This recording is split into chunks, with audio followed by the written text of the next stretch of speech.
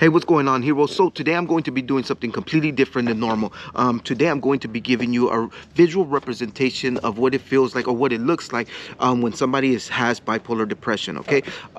Most people that have bipolar know and understand how they feel, and they know how to explain it to themselves because they know their body and they know that there is something off when they're either going through a manic episode or a depressive one. So this video is for everybody else around them. So if you have somebody that has a friend or a family member that has bipolar, then this video is basically for you. So I'm going to be using this balloon right here as a visual representation to kind of show you what it feels like and what it looks like when somebody is going through it. So like I said, there's a manic episode, there's a depressive. We're gonna start with the manic. So right now, this is normal. This is a regular balloon, and this is the best way that I can describe it. So this is normal, okay? So what happens is when you start going through a manic episode, you start getting more energy than normal, and because you have more energy, you stop sleeping, and because you have more energy and you stop sleeping, you start having a lot of racing thoughts. Racing thoughts, they create euphoria. Euphoria is a problem because it causes you to go into this weird state of overconfidence, you know, arrogant almost. And what happens is when that kicks in is that you start making a lot of bad choices. Now, this isn't everybody, okay? So when you start making bad choices, usually it's in the sexual part or it's in the gambling part. Unfortunately, that's just what happens. So that's where that kicks in. So then the more energy you have, the less you want to sleep, the more you want to do. And what happens is when you get to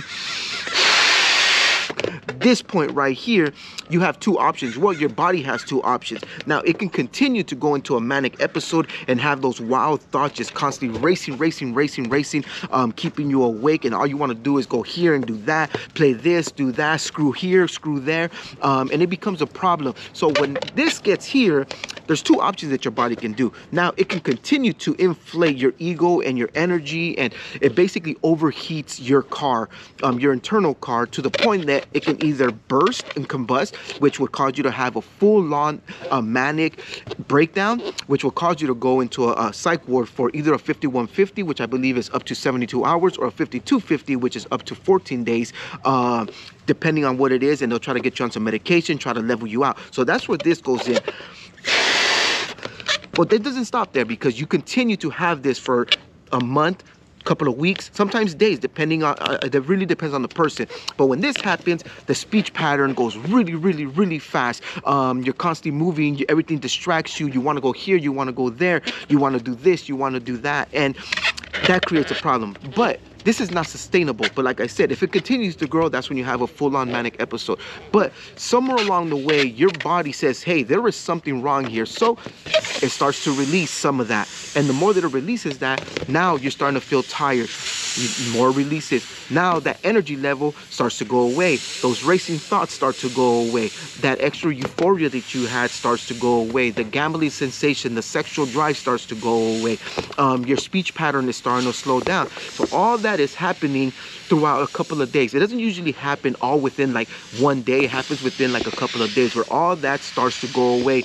And then you start questioning yourself, because it's like something is wrong here, because I had a lot of energy and somewhere along the way it just kind of shut down. I'm feeling terrible, okay? But your body does not know how to regulate this the same way it doesn't know how to regulate when it's going up into a manic episode. So then you end up basically back at a normal state, but it doesn't stay there, because again, your body doesn't know how to regulate it. So then all that starts to go even further. So then your energy level starts to drop. You know, those racing thoughts get replaced by negative thoughts. All the negative things that you think about yourself, all the negative things that people have said about you, is just a constant cycle, non-stop, go, all day, every day, okay? So then, as those negative things start to really kick in, you start falling into a depressive state, and then, which means you want to sleep more, and the more that you sleep, the more that those thoughts are just sitting there bugging and eating at you, okay? Your food pattern changes. You don't want to eat.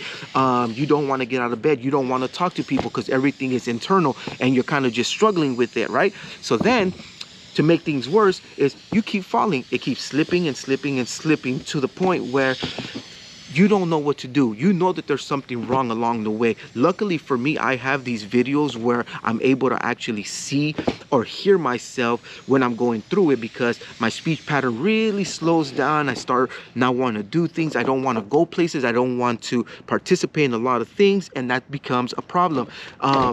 So then it continues to go away. You start really going into yourself. You start feeling really terrible about yourself, and you no longer have the drive, which is basically a cycle, because the less energy you have, the more those voices creep in, the more you want to sleep and stay in, the less you want to go out.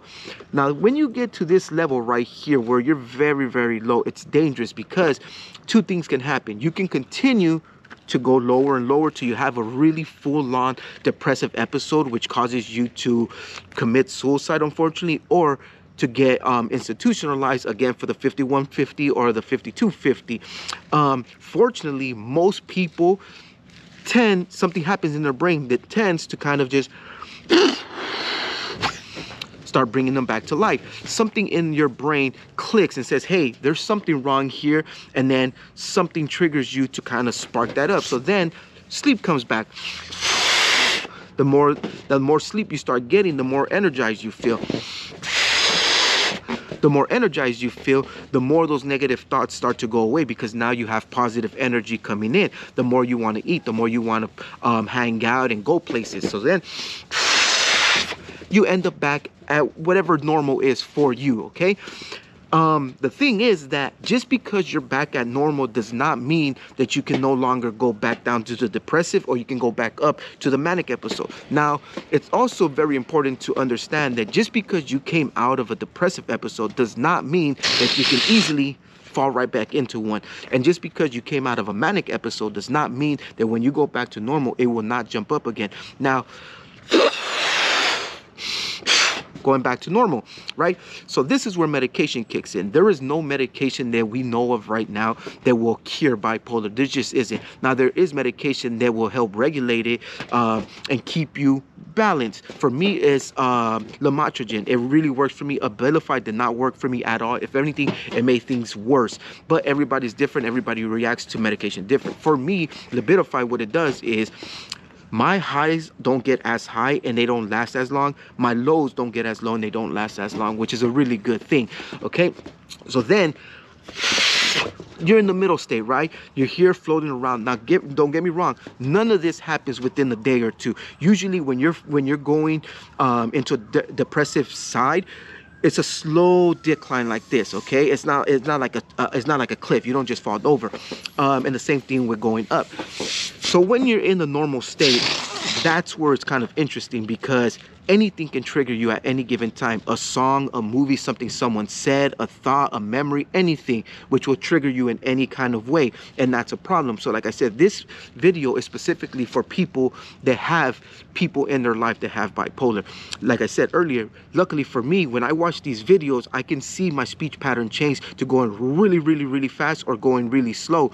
And that's one thing that you should definitely look out for whenever you're dealing with somebody that has bipolar. Listen to their speech pattern. If it's going up or if it's going down, that's like a dead giveaway. Unfortunately, we don't know how to recognize that for the most part, because we're going through it. We just know that there's something wrong, and it takes us a while to actually understand that there is something wrong. Most times we just don't, because we don't know what's going on. It just happens.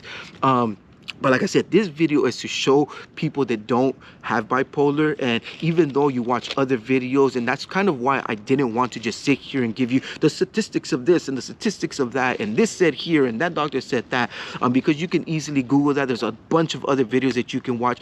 That's why I got the balloon, so that you can actually see how your ego inflates and how your thoughts just kind of race, and you're going, and at the same time you start getting deflated and you start feeling very sad and low and everything. The best way that I can describe my personal low when it comes to the depression is what Ron Weasley was talking about, yes, from Harry Potter, when he was talking about how the Dementor sucked everything out of him and he felt like he would never be happy again. That's what it feels like. You fall into this pit where everything is wiped out and you just feel sad to the point where you start not even feeling anything except for those racing negative thoughts in your head that are just eating at you. And the same thing with the positive. You get get very overinflated when it comes to like your ego, everything you can do. Don't get me wrong, there is pluses to that, because you do get a lot done because you're not sleeping. You have a lot of plans, you set a lot of things in motion, but then all that takes a back seat when the depressive side kicks in. Okay, the reason I wanted to make this one is because there's people in my life that, you know, are surrounding me, that have to kind of deal with, you know, the inflection of my moods. There are times where I'm in a normal state, kind of like right now, where I see them, say, hey, good morning, how you guys doing, you know, how's everything? But there's other times when I'm in a depressive state where I want to say, hey, good morning, but something will not allow me to externally say it. Internally, I'm saying it and I feel bad because I can see that they see me and they know that there's something wrong. But if anything, they get the wrong indication about it, because they think that I'm being rude or I'm just ignoring them. But I'm actually going through something. I just don't know how to verbally describe it to them. And that's where the balloon thing comes in again. I really do hope that this helps.